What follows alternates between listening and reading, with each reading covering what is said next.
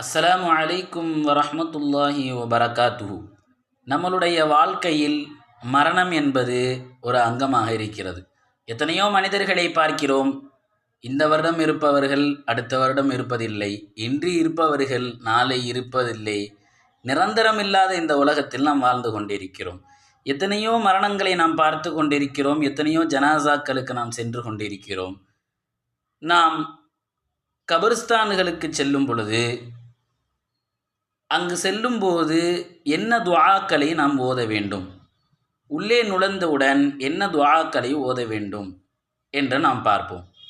நபிகள் நாயகம் ஸல்லல்லாஹு அலைஹி வஸல்லம் அவர்கள் நமக்கு கற்றுத்தருகிறார்கள், நீங்கள் கபிர்ஸ்தானுக்கு சென்றால், மையவாடிக்கு சென்றால், அஸ்ஸலாமு அலைக்கும் தார கௌமில் முஃமினீன் வ இன்னா இன்ஷா அல்லாஹ் பிக்கும் லாஹிகூன் என்பதாக கூற நமக்கு கற்றுத்தந்திருக்கிறார்கள். என்ன அர்த்தம்?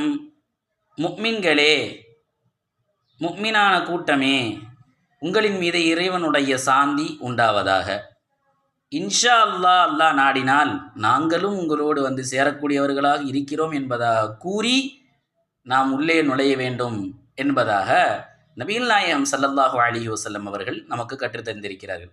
ஆகவே நாம் மையவாடிக்கு சென்றால், கபர்ஸ்தான்களுக்கு சென்றால் இந்த துஆக்களை ஓதக்கூடிய நல்ல வாய்ப்பினை இறைவன் நமக்கு தந்தரல் புரிவானாக.